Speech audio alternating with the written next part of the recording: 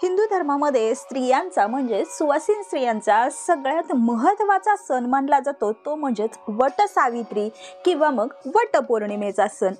हा सण म्हणजे सावित्रीने आपल्या पती सत्यवानाचे प्राण यमाकडून परत आणलेला दिवस म्हणजेच ज्येष्ठ मासातील पौर्णिमेचा। त्यामुळेच या दिवशी वटपौर्णिमेचा सण साजरा केला जाणार आहे। तर नमस्कार, आजच्या व्हिडिओमध्ये आपल्या सर्वांचं खूप खूप खूप स्वागत आहे। आजच्या व्हिडिओमध्ये आपण वटपौर्णिमा ही किती तारखेला आलेली आहे, त्याचा शुभ मुहूर्त काय किंवा मग वटपौर्णिमेची नेमकी पौराणिक कथा काय आहे, त्याची पूजा कशा पद्धतीने करावे याची संपूर्ण माहिती घेणार आहोत। वटपौर्णिमा म्हणजे सौभाग्याचा सण मानला जातो। या दिवशी विवाहित स्त्रिया आपल्या पतीच्या दीर्घ आयुष्यासाठी वटपौर्णिमेच्या दिवशी वडाच्या झाडाची पूजा करून निर्जला व्रत ठेवतात आणि आपल्या पतीला निरोगी आयुष्य लाभावे, हा पती आपल्याला 7 जन्मांसाठी लाभावा म्हणून हे व्रत केलं जातं। तर या दिवशी व्रत करण्याला अत्यंत महत्त्वाचे स्थान आहे, कारण हे व्रत त्रिरात्री केलं जातं किंवा मग 1 दिवसाचं केलं जातं किंवा मग जोपर्यंत आपण वडाची पूजा करत नाही तोपर्यंत उपवास ठेवला जातो।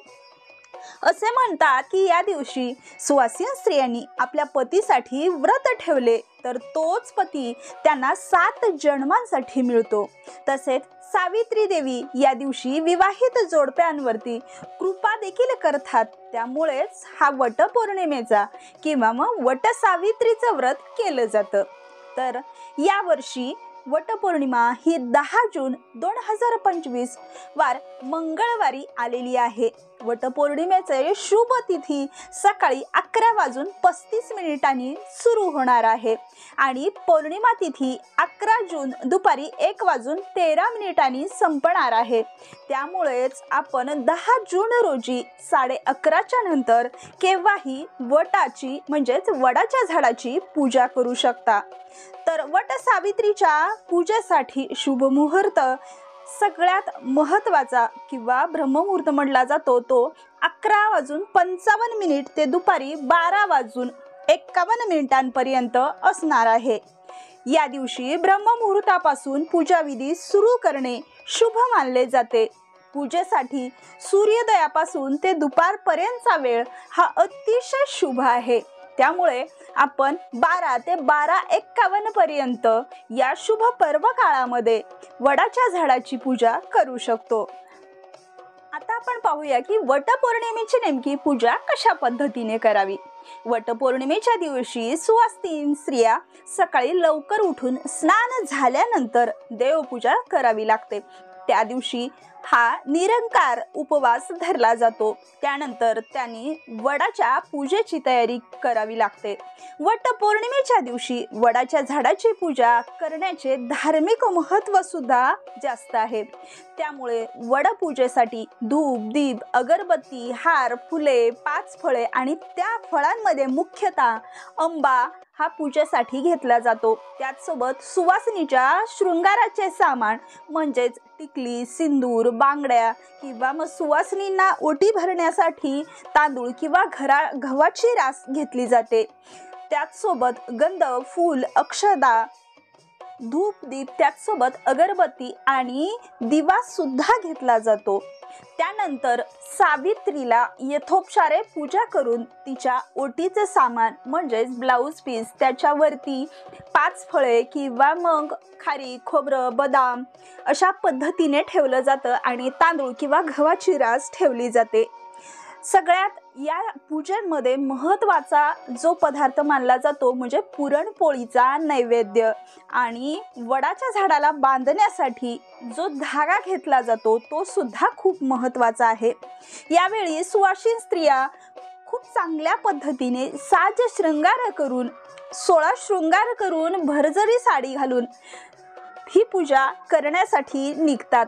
हातभर बांगड्या, कपाळी टिकली, भांगेत कुंकू, मंगळसूत्र, पायात जोडव्या किंवा पैंजण अशा पद्धतीचा अतिशय चांगल्या पद्धतीचा साज शृंगार करून ही पूजा करण्याची मान्यता आहे। कारण हा सण मुळातच सौभाग्यासाठी केला जातो।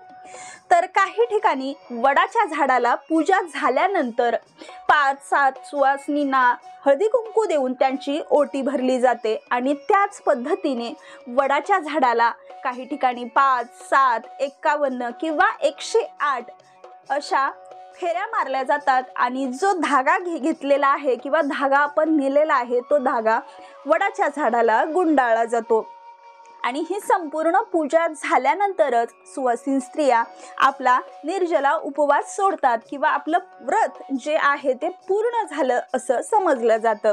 आता हे व्रत कशा पद्धतीने केलं जातं? सावित्रीने आपले पती सत्यवानाचे प्राण वटपौर्णिमेच्या दिवशी परत मिळवल्याने विवाहित स्त्रिया या दिवशी आपल्या पतीसाठी अनेक जणी निर्जला व्रत ठेवतात, तर काही जणी एकभुक्त राहून हे व्रत केलं जातं किंवा काही जण वडाची पूजा करेपर्यंत पाणी पिऊन हे व्रत केलं जातं आणि काही ठिकाणी संध्याकाळी सूर्यास्तानंतरच हे व्रत सोडलं जातं। तर आता आपण पाहूया की वटपौर्णिमेचं नेमकं महत्त्व काय? तर पती पत्नीचे नाते हे आपल्या हिंदू धर्मात अत्यंत पवित्र मानले जाते। विवाहाच्या वेळी अग्नीचे 7 फेरे घेऊन 7 जन्मांसाठी पती पत्नी पवित्र बंधनात बांधले जातात। पौराणिक कथेनुसार ज्येष्ठ महिन्याच्या पौर्णिमेच्या दिवशी सावित्रीने पती सत्यवानाचे प्राण परत आणले होते। आपल्या पतीच्या जाण्याने सावित्री अत्यंत दुःखी झाली होती आणि तिने तपस्या करायला सुरुवात केली आणि तपस्या करून तिने आपल्या पतीचे प्राण यमाकडून पुन्हा मिळवले होते। त्यामुळे सुवासिनीच्या प्रेमात तिच्या मंगळसूत्रात शक्ती असल्याचे सिद्ध झाले। याच कारणास्तव विवाहित महिला आपल्या पतीच्या दीर्घ आयुष्यासाठी वटपौर्णिमेचे व्रत करतात। यामुळे सावित्री देवीची कृपा विवाहित जोडप्यांवर देखील अखंड राहते। ज्या पद्धतीने सावित्रीने त्या दिवशी वटपौर्णिमेचे व्रत करून आपल्या पतीला नवीन जन्म दिला किंवा मग जीवन दान दिले, त्याच पद्धतीने जर आपण सुवासिन स्त्रियांनी हा व्रत किंवा हे उपवास केले तर आपल्या पतीला निरोगी आयुष्य लाभेल। यामुळेच वटपौर्णिमेची ही पूजा केली जाते। तर ही संपूर्ण वटपौर्णिमेच्या पूजेची माहिती जर तुम्हाला योग्य वाटली असेल तर अशाच नवनवीन व्हिडिओसाठी आपल्या चॅनलला लाईक, शेअर आणि सबस्क्राईब नक्कीच करा। धन्यवाद।